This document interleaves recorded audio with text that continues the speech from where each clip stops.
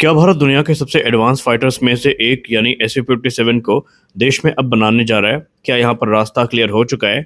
हम इस बात से इनकार तो नहीं कर सकते कि हिंदुस्तान एरोनॉटिक्स लिमिटेड इसको लेकर इंटरेस्टेड तो है, लेकिन अब जिस प्रकार की अप्रोच हमें रशियन मीडिया में देखने को मिली है, जिस प्रकार की रिपोर्ट सामने आ रही हैं, अगर वो सच है, तो फिर ये भारत के लिए एक नया पड़ाव हो सकता है फिफ्थ जनरेशन फाइटर जेट के क्षेत्र में। आज हम जानेंगे इसका पूरा सच, कॉस्ट, टेक्नोलॉजी, फायदे और चुनौतियां सब हम समझने की कोशिश करेंगे और हम जानेंगे कि एचएएल इस समय इसको लेकर क्या विचार कर रही है।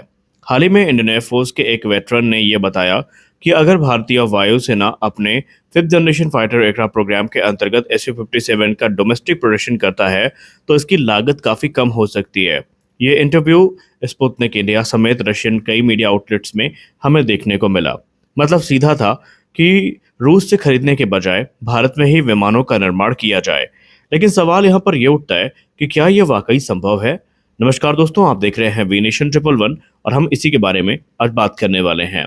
देखिए, अगर हम ये कहें भारत के इस परिप्रेक्ष्य में कि भारत रूस के साथ पहली बार कोई बड़ा डील करने जा रहा है, तो ये गलत होगा। भारत कोई नया खिलाड़ी नहीं है इस गेम में। हमने पहले ही मिग-21, मिग-29 और दूसरे जो सुखोई 30 MKI जैसे जेट हैं, इनका निर्माण कर रखा है। इनफैक्ट सुखोई 30 MKI तो अभी भी लाइसेंस प्रोडक्शन के तहत भारत में बनाए जा रहे हैं। इससे बहुत सारे फायदे भी हुए, जैसे कि इंडियन इंजीनियर्स को रूसी डिज़ाइन की समझ मिली, सप्लाई चेन और मैन्युफैक्चरिंग इकोसिस्टम हमारा तैयार हुआ, मेंटेनेंस और अपग्रेड की क्षमता भी विकसित हुई। और यही एक्सपीरियंस SU-57 फैलन को भारत में बनाने का जो मार्ग है उसको प्रशस्त कर सकता है। अब यहाँ पर सवाल ये उठता है कि जो हमारे IAF वेटरन ने क्लेम किया कि लागत कम होगी, ये लागत कम कैसे होगी? आइए इसको समझने की कोशिश करते हैं। जहाँ पर जो तर्क रखे गए उनके तरफ से, उसमें कहा गया कि जो लेबर है वो काफ़ी सस्ती पड़ेगी, लोकल सप्लाई चेन होगी, ट्रांसपोर्ट और लॉजिस्टिक का खर्च कम होगा, स्पेयर पार्ट्स भी देश में बनेंगे, तो इससे न सिर्फ खरीद की कीमत घटेगी बल्कि लॉन्ग टर्म मेंटेनेंस कॉस्ट भी कम होगी, ऐसा उनका कहना है और उन्होंने ये तर्क दिया है। शुरुआत में SU-57 का लगभग 30% हिस्सा भारत में बनेगा, लेकिन धीरे धीरे इसे बढ़ाकर 70% तक किया जा सकता है। अब यहाँ पर आप सोच रहे होंगे कि इंडिजनाइजेशन हमें किन क्षेत्रों में देखने को मिलेगा, तो ये क्रमशः हमें avionics, mission software, electronic warfare system और कुछ स्ट्रक्चरल पार्ट्स हैं जिनमें देखने को मिल सकता है। इसका मतलब यह है कि भारत धीरे धीरे इस फाइटर जेट पर अपना कंट्रोल बढ़ा सकता है। रूसी फाइटर जेट की एक खासियत है, वो है उनकी लंबी उम्र। आप चाहे मिग-21 को ले लीजिए, चाहे मिग-29 को ले लीजिए या फिर सुखोई 30 MKI को ले लीजिए।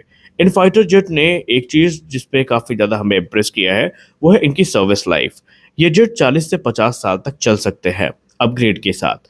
अगर SU-57 भी भारत में आता है और हम ये इमेजिन कर लेते हैं या अनुमान लगा लेते हैं कि 2035 तक भारतीय वायुसेना में इनको डिप्लॉय कर दिया जाता है, तो ये 21वीं सदी के अंत तक सर्विस में रह सकते हैं, ऐसा दावा किया गया है। यानी आने वाले तकरीबन 40 से 50 साल या उससे भी ज़्यादा ये सर्विस में रह सकते हैं। यानी एक बार निवेश और दशकों तक इसका फ़ायदा हमें देखने को मिलेगा।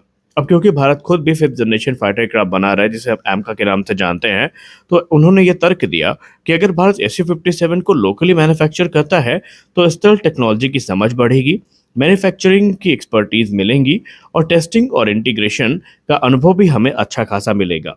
इससे advance medium combat aircraft programme में तेज़ी हम ला सकते हैं और अगर कुछ कमियां हैं तो उनको सुधारा भी जा सकता है। लेकिन अब बात कर लेते हैं चुनौतियों की, क्योंकि जाहिर सी बात है ये रास्ता बहुत बड़ा है और ज़रूरी नहीं है कि हमारे लिए पूरे रास्ते में गुलाब ही बिछे हों, कुछ कांटे भी हैं। चुनौतियों की बात करें तो स्टेल्थ मटेरियल अभी भी कॉम्प्लेक्स हैं, इनको बनाना काफ़ी कॉम्प्लेक्स है, ये हमारे लिए पहली चुनौती है। दूसरा, एडवांस इंजन, ये पूरी तरीके से इंडिया में नहीं बनते हैं और SU-57 के वेरिएंट को लेकर हमेशा से इंजन एक चिंता का विषय रहा है भारत के लिए और अभी भी इसमें हमें कोई बहुत बड़ा गेम चेंजर समाधान देखने को नहीं मिला है।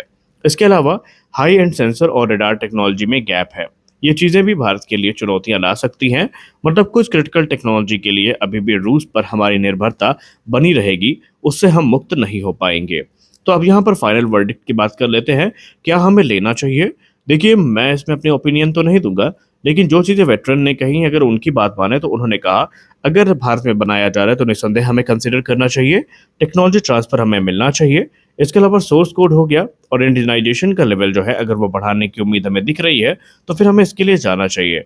लेकिन अगर सिर्फ इंपोर्ट पर बात की जाए या लॉन्ग टर्म कंट्रोल भारत के पास ना हो तो भूल से भी हमें इस फाइटर की तरफ नहीं देखना चाहिए।